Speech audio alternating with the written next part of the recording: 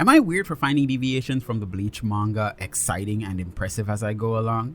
This week's Bleach episode sets up some really great stakes, so let's start covering them. This week's Bleach episode is titled The Foundation Stones, covers roughly about 4 chapters, 485 to 488, which is one less than the previous episode covered. These chapters contain about 70 pages with 322 panels and more than a dozen unique drawings. Now, I might not have said this in the beginning, but since we'll be covering mostly the manga content, I will let you know, light spoiler warning. We pretty much start out the same as manga chapter 485 with Ludas's arm being cut off and him speaking with His Majesty. There was this really awesome shot where it started out with us seeing His Majesty and the room spins around to show that we were just looking at his face through the blood on the floor, which is pretty cool in my eyes. We then transition over to Ichigo's room, where he returns after the fight, and then a call from the Soul Society would let them know the full severity of what happened. After this, they all leave and Ichigo goes on patrol. In the manga, there are a few noticeable differences. When Ishida was answering Ryunosuke about who he was referring to, he had a sandwich in his mouth.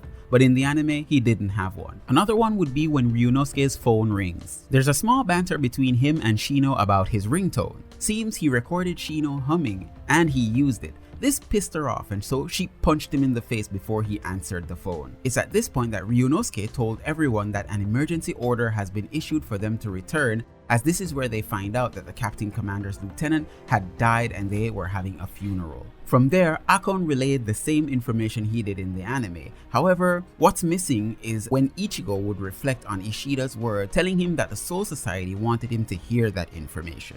There are a few unique anime shots that shows the reaction of Shino hearing the news for the first time of the lieutenant's death, and shots of Ichigo and the others' faces as well. There are shots of Ichigo being worried along with Ishida. This same scene was actually mirrored twice in the episode, before Ichigo should return and then after Ichigo hears the news.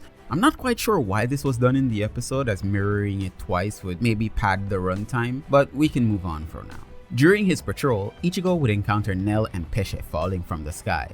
After that, we switch over to the scene where Ludas and Ebern are being killed off, and then the reveal of Harribel being captured.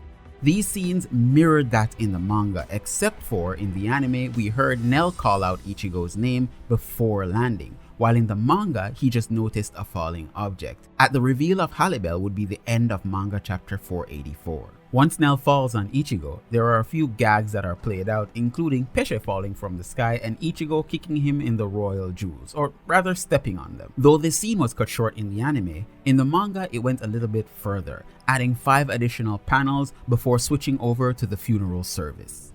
This particular scene in the anime was kept silent, except for when the Captain Commander asked for the flame to be set, as they are going to be cremating the lieutenant's body, which, if he's a spirit, I don't get how that works, but hey.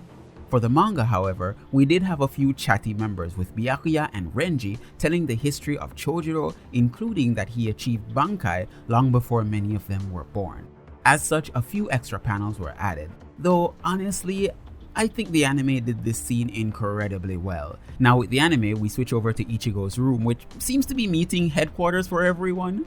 We see Karin and Yuzu are home. Actually, they're downstairs. Now, this scene was actually cut from the previous episode, though it's much different, but I'm really glad that we got to see a glimpse of them. These are Ichigo's sisters, by the way. There were a few additional lines of dialogue that happened, but pretty much the same thing that happened for the manga also happened for the anime, except for a nice flashback where we see the Quincy attacking, which looked pretty freaking cool.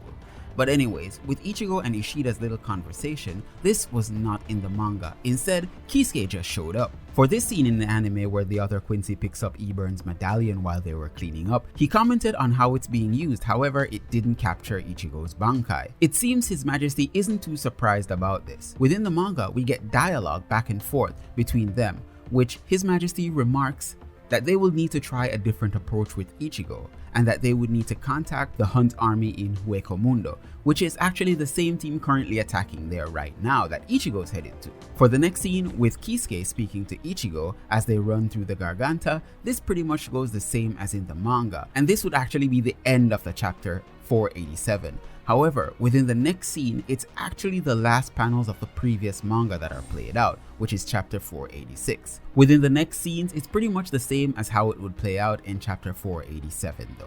Right at the beginning of the next scene, we see the Arrancars line up with their back against the wall as they meet their new commander Quilge. Within the manga, the Arrancar actually lined up after Quilge's introduction.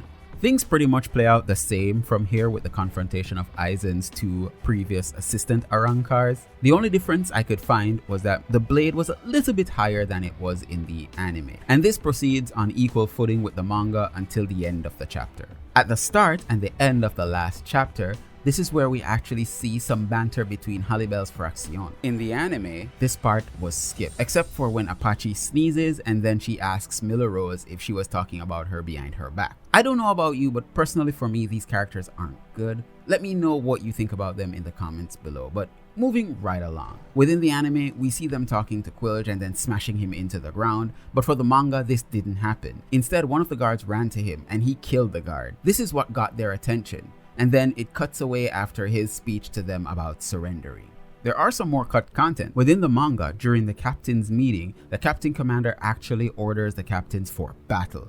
Within the anime, this is removed and simply replaced with Ichigo stumbling on Quilge after he defeats Sun, Miller Rose, and Apache. This is where the anime would end, and also the manga at chapter 488. Here's a detail that you probably missed within the manga as compared to the anime. The Quincy King is actually dressed slightly different from the manga. Here you can see 2 buttons in the manga, while in the anime, only 1 button is shown. I did also highlight that his facial hair seems to be a little bit more, and probably his hair seems a little taller too, doesn't it? I'm so excited to see what comes, especially in the fights, as you can tell that the studio really put a lot of hard work into the series, so I'm really looking forward to it. For this video, I may have missed some of the scenes and dialogue, so let me know in the comments below what I missed. Also, if you didn't see the previous episode of my look of manga comparisons to Bleach episode 1, please do leave a link in the description or in the pinned comment. You can go ahead and leave me a like, and please consider subscribing, as we will be covering the entirety of the Bleach 1000-year Blood War and some more content as well. We're trying to get the channel to about 3,000. We're trying to get the channel to 3,000 subscribers before the end of the year, and you could help with that so much. So join me again next week for another episode of Bleach. I've been your host Kyle. Thanks again for joining V Nation. Peace out. Stay safe out there.